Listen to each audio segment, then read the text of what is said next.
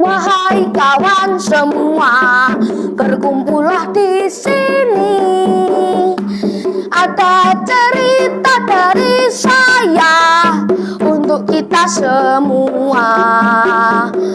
Hormat pada orang tua. Nah, sebentar teman-teman. Assalamualaikum warahmatullahi wabarakatuh. Perkenalkan, nama saya Altaf Jadan Azaro. Kali ini saya akan bercerita tentang perjuangan seorang ayah. Teman-teman, perlu diingat, yang harus dihormati bukan hanya ibu, tapi ayah juga harus dihormati ya teman-teman. Jadi beginilah ceritanya teman-teman. Alkisah di desa kecil di lembah hijau yang dikelilingi oleh bukit-bukit, hiduplah seorang ayah yang biasa dipanggil Pak Ahmad. Beliau berusia 55 tahun. Bapak yang luar biasa ini tinggal bersama seorang putranya yang bernama Zainal. Istri atau ibu dari Zainal sudah meninggal 4 tahun yang lalu teman-teman. Pak Ahmad mendidik dan berjuang untuk membesarkan Zainal. Setiap hari Pak Ahmad berkebun. Ia memanfaatkan tanah kecil di dekat rumahnya untuk menanam cabai dan tomat. Setelah panen, hasil panennya Pak Ahmad jual ke pasar. Pada suatu sore, Pak Ahmad mengintip dari balik jendela. Anakku, ternyata Zainal sedang bermain teman-teman. Ia bermain tarik tali, main lompat tali, lalu dia memanjat pohon. Sret, yep, sret, turun pohon. Malah naik teman-teman. Salah. Yuk, ya, sret. Sret. Nah, itulah Zainal yang sedang bermain dengan gembira. Nah, teman-teman, semakin hari Zainal semakin besar. Hari terus berjalan, hari silih berganti, bulan berganti bulan, tahun berganti tahun. Zainal akhirnya sudah tumbuh dewasa. Nah, sebentar, Zainal pun memutuskan untuk pergi ke kota. Ia sukses dengan karirnya teman-teman. Pak Ahmad yang sudah tua duduk termenung.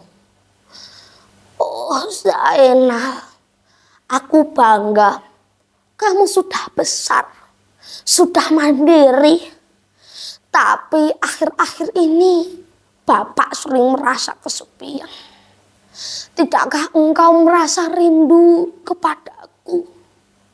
Pak Ahmad sangat ingin untuk mengunjungi rumah Zainal. Setelah mendapatkan alamat rumahnya, Pak Ahmad pun segera menyiapkan bekal untuk perjalanannya. Setelah bersusah payah, Pak Ahmad pun akhirnya sampai di rumah Zainal. Besar sekali rumahnya. Ada Pak Sapamnya. Pak Sapam, apakah saya boleh masuk? Anda siapa, Pak? Saya bapaknya Zainal, datang dari desa. Baik.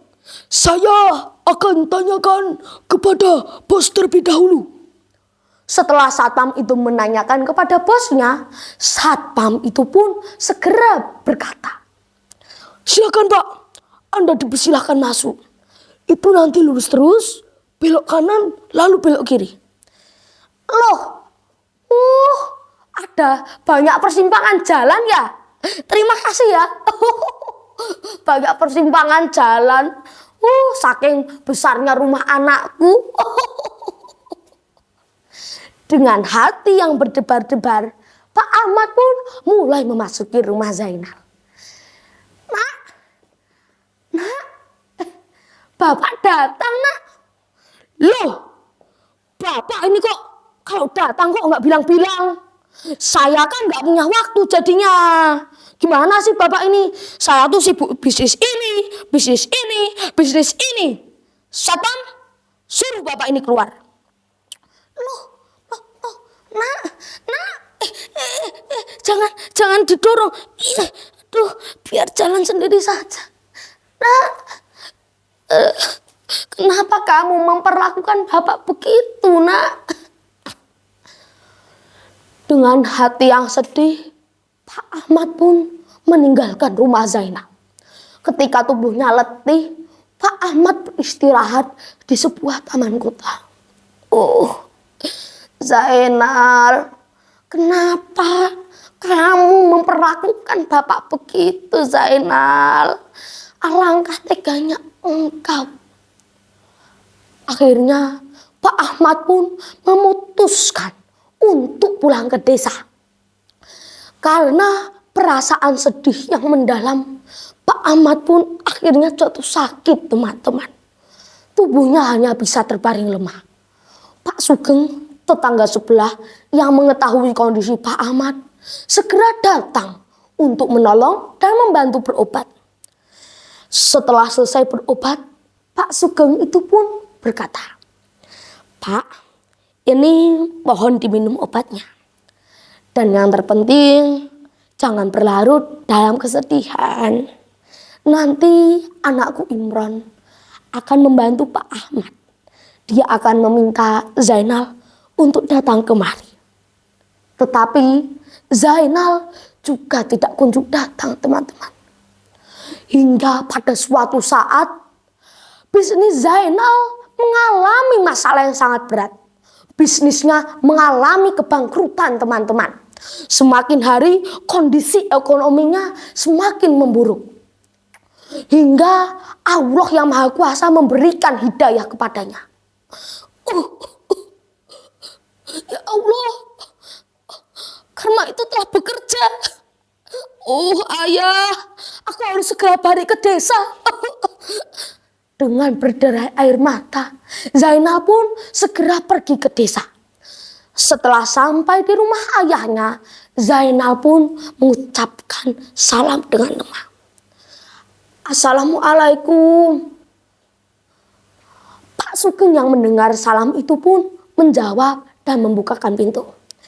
Waalaikumsalam. Loh, Zainal ya?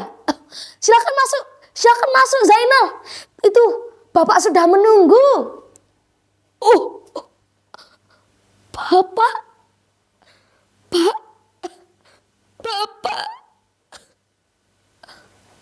Kondisi Pak Ahmad sangat buruk, teman-teman. Matanya tertutup dan tubuhnya juga sangat lemah. Pak. Dengan sisa kekuatan, Pak Ahmad pun mendengar suara itu. Nak, kamu datang, Nak. Bapak tidak membutuhkan apapun.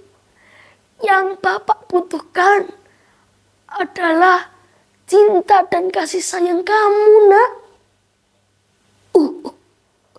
Bapak, innalillahi wa inna ilaihi raji'un.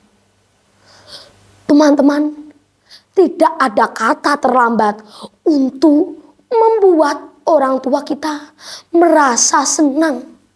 Karena merekalah yang merawat kita dari kecil sampai besar. Nah, cukup sekian cerita saya. Semoga hikmah berguna untuk generasi bangsa, untuk kita semua, untuk sobat semua, untuk kita semua. Wassalamualaikum warahmatullahi wabarakatuh.